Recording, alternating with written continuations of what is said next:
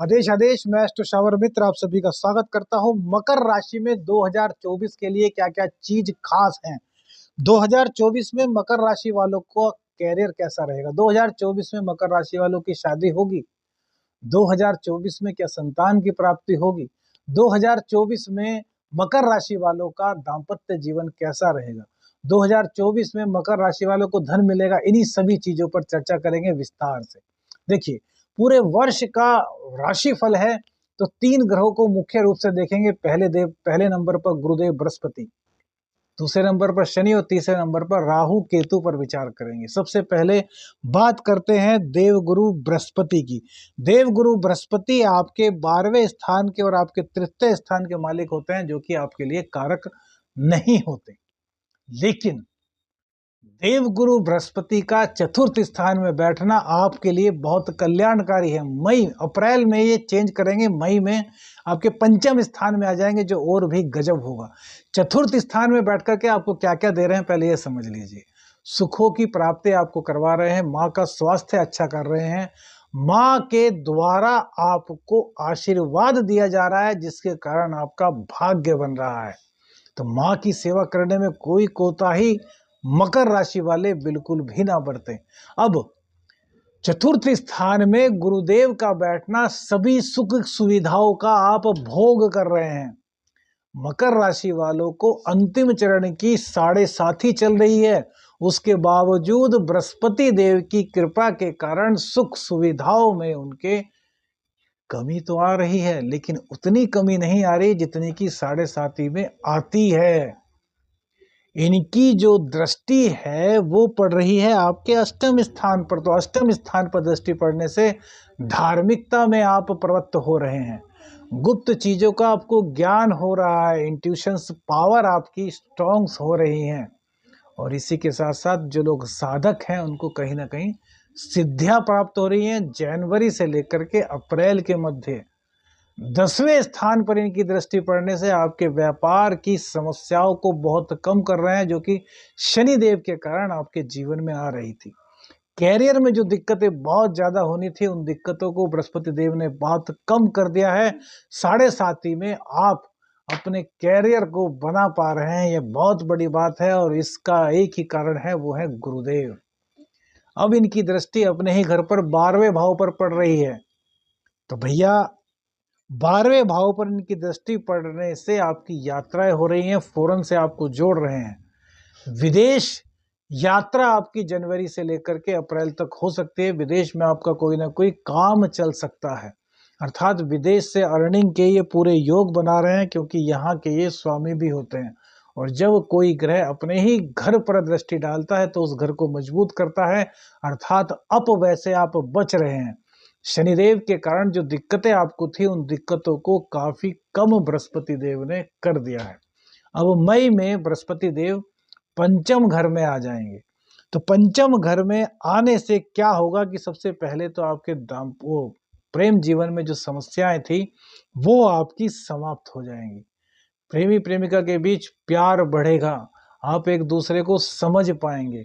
एक दूसरे के बीच जो भी गलत फहमियां पनपी हुई थी, उन सभी गलत फहमियों को दूर करने में आप कामयाब हो जाएंगे। हो सकता है कि आपके जो प्यार हैं, वो चाहे प्रेमिका है चाहे प्रेमी, आपसे दूर चले गए हों इस 7.5 के काल में, लेकिन उनके लौट के आने की संभावना मई से लेकर के दिसंबर तक बनेगी। अब दूसरी खुशखबरी आपके लिए है कि कहीं ना कहीं आपका प्रेम विवाह भी हो सकता है मई से लेकर दिसंबर के बीच में। गुरुदेव की दृष्टि नवम भाव पर पड़ रही है। तो नवम भाव पर गुरुदेव की दृष्टि पड़ने से भाग्य आपका पूरा साथ देगा। शनि की 7.5 के कारण जो भाग्य आपसे रूठ गया था, वो भाग्य अब फिर से आपका साथ देने लगेगा और आपके सभी कार्य बन जाएंगे। धार्मिक अभिरुचि आप में उत्पन्न होगी, आलस्य आपका खत्म होगा। धार्मिक कार्यक्रमों में आप प्रतिभाग करेंगे। 2024 आपके लिए मई से लेकर के दिसंबर तक गुरुदेव की कृपा से बहुत ज्यादा खास होने वाला है। अब एक चीज और कि इनकी जो दृष्टि है ना, वो सीधी 11वें भाव पर जाएगी, जो कि मंगल देव की राशि है। तो मंगल देव की राशि पर गुरुदेव के जाने से आपका दबदबा बनना शुरू हो जाएगा। पहले क्या था कि 7.5 के कारण अब लोग आपको नकारने से लगे थे, लोग आपसे किनारा सा करने लगे थे कि यार इनके बस का कुछ नहीं, इन पर कुछ काम नहीं आता, इनके निर्णय गलत हो जाते हैं। लेकिन अब आपका दबदबा दोबारा से बनना शुरू होगा। जो लोग आपको नहीं मानते थे वो लोग अब आपको मानना शुरू करेंगे, आपकी इनकम बढ़ेगी और दूसरों की इनकम बढ़ाने में भी कहीं ना कहीं आप सहभागी बनेंगे। लेकिन जिन लोगों ने आपको धोखा दिया है उनका करना कुछ नहीं, उनसे सावधान रहिए, क्योंकि अब आपका समय अच्छा आने वाला है। 29 मार्च 2025 को आपकी 7.5 भी समाप्त हो रही है। इससे पहले गुरुदेव आपको पूर्ण रूप से वरदान दे रहे हैं क्या, कि शनि की 7.5 के जो दुष्परिणाम हैं उनको बहुत बहुत बहुत आपके लिए कम कर रहे हैं। अब गुरुदेव की दृष्टि लग्न पर पड़ेगी, तो लग्न पर गुरुदेव की दृष्टि पड़ने से मई से लेकर के दिसंबर के बीच आप सम्मानित हो सकते हैं। आपको कोई पुरस्कार दिया जा सकता है, आप किसी बड़े पद पर आसीन हो सकते हैं, आपका प्रमोशन हो सकता है, आपके ज्ञान की सराहना होगी। जो लोग आपको अब तक समझते थे कि आप कुछ नहीं, अब वो आपका लोहा मानना शुरू कर देंगे। यह तो हुई गुरुदेव की बात। अब बात करेंगे शनिदेव की। शनिदेव जुलाई में वक्री होंगे। तो क्रूर ग्रह जब वक्री होते हैं तो लाभ देते हैं, तो जो अब लाभ हम बता रहे हैं वो जुलाई से लेकर के आपको और ज्यादा मिलेंगे। लेकिन अब बात करते हैं शनिदेव की, कि शनिदेव आपके 2nd हाउस में बैठे हैं और मकर राशि में आपके लग्नेश और 2nd हाउस के स्वामी शनिदेव ही होते हैं। लेकिन 7.5 के कारण आपके अंदर जो आलस्य था वो रहेगा। लेकिन अब बृहस्पति देव के चेंज होने के कारण शनिदेव को भी अपना कार्य थोड़ा सा चेंज करना होगा, क्योंकि शनिदेव की दृष्टि अष्टम पर है और गुरुदेव की दृष्टि भी अष्टम पर पड़ेगी। तो वो लोग, वो बच्चे जो रिसर्च में बहुत आगे जाना चाहते हैं, उनके लिए मई से लेकर के दिसंबर का महीना बहुत अच्छा होने वाला है। जिन लोगों को अभी तक सिद्धियां प्राप्त नहीं हो पाई हैं, साधक हैं, उन लोगों को मई से दिसंबर तक सिद्धियां प्राप्त होने का पूर्ण लाभ मिल रहा है, पूर्ण योग बन रहा है। शनिदेव की दृष्टि आपके 4th स्थान पर है और गुरुदेव यहाँ पर थे तो आपके माँ के स्वास्थ्य की रक्षा कर रहे थे। लेकिन मई में जैसे ही, अप्रैल के बाद मई में जैसे ही गुरुदेव चेंज होंगे, तो यहाँ शनिदेव की दृष्टि आपके 4th स्थान पर पड़ने से सुख सुविधाओं में थोड़ी कमी हो सकती है, अर्थात आपकी भागदौड़ ज्यादा बढ़ सकती है। माँ के स्वास्थ्य का आपको ध्यान रखना होगा। यदि आप बीपी के मरीज हैं, आप हार्ट के पेशेंट हैं, तो आपको अपना थोड़ा सा यहाँ पर ध्यान रखना होगा। इसके बाद शनिदेव की दृष्टि आपके 9वें भाव पर पड़ेगी और बृहस्पति की दृष्टि भी मई से लेकर के दिसंबर तक 9वें भाव पर ही रहने वाली है। तो क्या होगा कि भाग्य जो आपसे दूर भाग रहा था, वो भाग्य अब आपके साथ साथ चलेगा, आपके सभी कार्य बनेंगे। शनिदेव की 7.5 होने के बावजूद बृहस्पति देव, क्योंकि वो भाग्य के कारक होते हैं और बृहस्पति का भाग्य भाव पर दृष्टि होने के कारण शनि देव की कुदृष्टि आपसे दूर होगी और बृहस्पति देव की कृपा से भाग्य की बदौलत आपके सभी कार्य बन जाएंगे। लेकिन दीन दुखियों की मदद करना मत भूलिएगा, धार्मिक कृत्यों में प्रतिभाग करना बिल्कुल भी मत भूलिएगा। यह आपके जीवन की सबसे बड़ी कुंजी होने वाली है। इसके बाद इनकी दृष्टि पड़ेगी 12वें भाव पर। तो गुरुदेव की दृष्टि अप्रैल तक 12वें भाव पर है। तो यहाँ पर आप व्यापार कर सकते हैं विदेश से जुड़ा हुआ, क्योंकि शनि और बृहस्पति की दृष्टि है, तो बृहस्पति यहाँ पर मजबूती से कार्य करेंगे। लेकिन मई से लेकर के दिसंबर तक आप कोई भी बाहर से जुड़ा हुआ कार्य मत कीजिएगा, विदेश से जुड़ा हुआ कार्य मत कीजिएगा, क्योंकि उसमें आपके कहीं ना कहीं फंसने की आशंका हो सकती है। कोई भी इलीगल कार्य इस दौरान आपको नहीं करना, वैसे तो कभी भी नहीं करना चाहिए। हम तो ये कहते हैं कि भैया 2 रोटी आराम से कमाइए, खुद भी खाइए, घर पे आ जाए तो वो भी भूखा ना रहे, इतना होना चाहिए। अब बात करते हैं राहु की और केतु की। तो राहु आपके 3rd हाउस में है। 30 अक्टूबर के बाद आपने देखा होगा कि आपके जीवन में अचानक से कई परिवर्तन आए होंगे, क्योंकि राहु 3य भाव में बैठ करके आपके आलस्य को दूर कर देता है। यहाँ पर कारक होते हैं राहु देव। पूरे साल आपके 2024 में राहु देव यहीं पर रहने वाले हैं, 3rd हाउस में, और आपके 9वें भाव में केतु। 9वें भाव में केतु का होना धार्मिक गतिविधियों में प्रतिभागिता को दर्शाता है, तो इससे मत हटिएगा।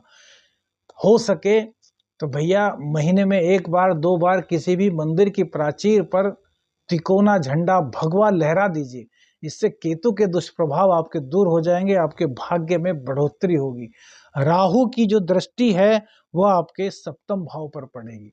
तो यहाँ पर राहु थोड़ा सा आपके सप्तम भाव को दिक्कत करेगा। आपकी आमदनी बढ़ाएगा, दैनिक आमदनी में कोई दिक्कत नहीं है, लेकिन पार्टनरशिप में आपका व्यापार है तो आंखें बंद करके कार्य बिल्कुल भी मत कीजिएगा।